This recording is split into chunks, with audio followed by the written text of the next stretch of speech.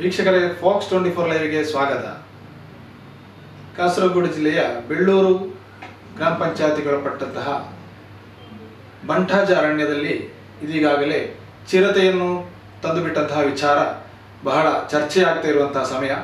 ಬಂಧುಗಳೇ, ಈ ಬಂಠಾಜ ಅರಣ್ಯದ ಬಗ್ಗೆ, ಆ ಅರಣ್ಯ ಎಷ್ಟು ವಿಸ್ತಾರವಾಗಿದೆ ಮತ್ತು ಆ ಅರಣ್ಯದ ಒಂದು ಡ್ರೋನ್ ವಿಡಿಯೋವನ್ನು ನಿಮಗೆ ತೋರಿಸ್ತಾ ಇದ್ದೇವೆ ಬಂಧುಗಳೇ. ಜೊತೆಯಲ್ಲಿ ಪತ್ರಕರ್ತರು, ಹಿರಿಯ ಪ್ರಕೃತಿ ಸ್ನೇಹಿಯಾದಂತಹ ಶ್ರೀಯುತ ಶ್ರೀಪಡ್ರೆ ಸಹ ನಮ್ಮ ಜೊತೆಯಲ್ಲಿ ಸಂಪರ್ಕದಲ್ಲಿರ್ತಾರೆ. ಅವರು ಸಹ ಈ ವಿಷಯದ ಬಗ್ಗೆ ನಮ್ಮ ಜೊತೆ ಮಾತಾಡಲಿಕ್ಕಿದ್ದಾರೆ. ಬನ್ನಿ ವೀಕ್ಷಿಸೋಣ. ಅರಣ್ಯ ಇಲಾಖೆಯವರು ಸರಿಯಾಗಿ ಪೂರ್ವಾಪರ ವಿಮರ್ಶೆ ಮಾಡದೆ ಒಂದು ಬೋನಿನಲ್ಲಿ ಹಿಡಿದಂಥ ಒಂದು ಚಿರತೆಯನ್ನು ಅವರ ಸ್ಟ್ಯಾಂಡರ್ಡ್ ಆಪರೇಟಿಂಗ್ ಪ್ರೊಸೀಜರ್ಸ್ನ ಪ್ರಕಾರ ಎಲ್ಲಿ ಬಿಡಬಹುದು, ಎಲ್ಲಿ ಬಿಡಬಾರ್ದು ಅಂತ ಹೇಳುವಂಥದ್ದೆಲ್ಲ ಸರಿಯಾದ ಕಪ್ಪು ಬೆಳಕಿನ ನಿಯಮಗಳಿವೆ. ಅವನ್ನ ಯಾವುದನ್ನೂ ಕೂಡ ಗಮನ ಹರಿಸದೆ ರಹಸ್ಯವಾಗಿ ಊರಿನವರಿಗೆ ಒಂದಿಷ್ಟು ಸುಳಿವು ಕೊಡದ ರೀತಿಯಲ್ಲಿ ತಂದು ನಮ್ಮ ಬಂಠಾಜೆ ಅರಣ್ಯಕ್ಕೆ ಬಿಟ್ಟಿರುವಂಥದ್ದು ಒಂದೇ ಶಬ್ದದಲ್ಲಿ ಹೇಳುವುದಾದರೆ ತೀರಾ ಅಮಾನವೀಯ, ಪ್ರಜಾಪ್ರಭುತ್ವಕ್ಕೆ ತೀರಾ ವಿರುದ್ಧವಾದಂಥ ಒಂದು ಸಂಗತಿ. ಅರಣ್ಯ ಇಲಾಖೆಗೆ, ಜನಸಮುದಾಯಕ್ಕೆ ಹೆಚ್ಚು ತೊಂದರೆ ಆಗದಂತೆ ಈ ವ್ಯವಸ್ಥೆ, ಇದನ್ನು ಪರಿಹಾರ ಮಾಡುವಂಥ ದಾರಿಗಳು ಬಹಳ ಮುಂದೆ ಇವೆ. ಅಷ್ಟೆಲ್ಲ ಆದ ಮೇಲೂ ಕೂಡ ಅರಣ್ಯ ಇಲಾಖೆ ನಮ್ಮ ಊರ ಪ್ರತಿನಿಧಿಗಳ ಜೊತೆ ನಡೆದುಕೊಂಡ ರೀತಿ ಕೂಡ ತೀರಾ ಪ್ರತಿಭಟನಾರ್ಹ. ನಮ್ಮ ಎಲ್ಲರ ಪ್ರತಿಷೇಧ ಆ ವಿಚಾರದಲ್ಲಿ ಇದೆ.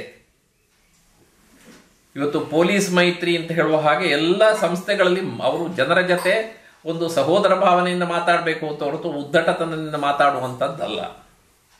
ಅದೇನೇ ಇದ್ರೂ ಒಂದು ಹಂತಕ್ಕಿಂತ ಹೆಚ್ಚು ಆ ವಿಚಾರಕ್ಕೆ ನಾನು ದಾಟಲಿಕ್ಕೆ ಬಯಸೋದಿಲ್ಲ.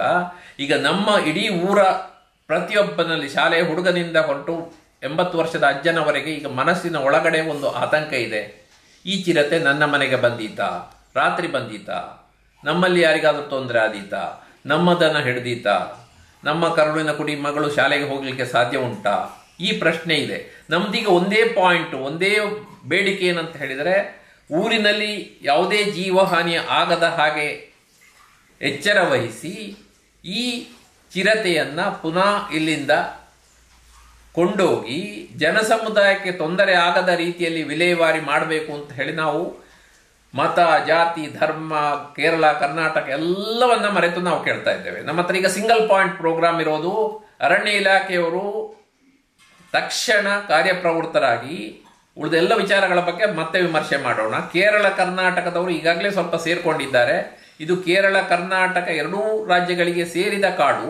ಉದ್ದ ಜಾಸ್ತಿ ಇದೆ, ಅಗಲ ಕಡಿಮೆ ಇದೆ. ಇದರೊಳಗಡೆ ಸಂಚರಿಸುವಂತ ಸಾಕಷ್ಟು ಮಂದಿ ಯಾತ್ರಿಕರಿದ್ದಾರೆ.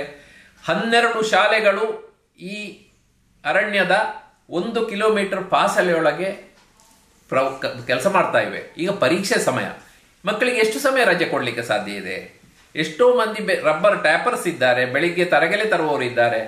ಎಲ್ಲರ ಹತ್ರ ಆತಂಕ. ಬಾಯಿ ತೆರೆದು ಹೇಳದಿದ್ರು ಕೂಡ ಬೆಳಿಗ್ಗೆ ದೇವರ ಹತ್ರ ಪ್ರಾರ್ಥನೆ ಮಾಡುವಂಥದ್ದು, ಇದು ಚಿರತೆ ದೇವರಿಗೆ ಯಾರಿಗೂ ತೊಂದರೆ ಆಗದೆ ಹಿಂದೆ ಹೋಗ್ಲಿ ಅಂತ. ಆ ಬಗ್ಗೆ ಊರವರು ಸಹಕರಿಸಬೇಕಾಗಿದೆ. ಸಂಬಂಧಪಟ್ಟ ಅಧಿಕಾರಿಗಳು, ಇಲ್ಲಿ ನಾನು ಹೇಳೋದೇನೆಂದ್ರೆ, ಇದಕ್ಕೆ ಜವಾಬ್ದಾರಿ ಇರುವಂತ ನಮ್ಮ ಜನಪ್ರತಿನಿಧಿಗಳು, ಅರಣ್ಯ ಇಲಾಖೆಯವರು ನಡುವೆ ಈ ಸಮಸ್ಯೆ ಪರಿಹಾರ ಆಗುವ ನಡುವೆ ನಮ್ಮ ಪಂಚಾಯತ್ ಪ್ರೆಸಿಡೆಂಟ್ಗಳು ಇಬ್ಬರಿದ್ದಾರೆ ಇಲ್ಲಿ, ಹೆಣ್ಮಕಜೆ ಮತ್ತು ನಮ್ಮ ಬೆಳ್ಳೂರು. ಇವರಿಗೆ ಸೂಚನೆ ಮೊದಲೇ ಕೊಟ್ಟು ಬಿಟ್ಟು ನಡುವೆ ಬಂದು ಕುಶಲವೇ ಅಂತ ವಿಚಾರಿಸಿ ಹೆದರಬಾರದು ಅಂತ ಹೇಳುವಂತ ಒಂದು ಸಾಂತ್ವನ ಕೊಡುವುದಂತೂ ಅವ್ರು ಬರಬೇಕು ಅಂತ ನಾನು ಹೇಳ್ತೀನಿ. MP ಅವರು ನಾನು ಮೊನ್ನೆ ಮಾತಾಡಿದ್ದೇನೆ, ನಾನು ಬರ್ತೇನೆ ಅಂತ ಹೇಳಿದ್ದಾರೆ. ನಮ್ಮ ಎಲ್ಲ ಜನಪ್ರತಿಗಳು ನಡುವೆ ಬಂದು ನಾವು ನಿಮ್ಮೊಂದಿಗೆ ಇದ್ದೇವೆ ಅಂತ ಹೇಳುವಂಥದ್ದನ್ನು ತೋರಿಸಬೇಕಾದ ಕಾಲ ಇದು. ಓಟಿಗಾಗಿ ಮಾತ್ರ ಅಲ್ಲ, ಈಗ ಸಂಕಟ ಇರುವಾಗ ಅವರು ಬರಬೇಕು ಅಂತ ನಾನು ಪ್ರತ್ಯೇಕವಾಗಿ ಹೇಳ್ತೇನೆ. ಜಿಲ್ಲಾಧಿಕಾರಿಗಳು ಕೂಡ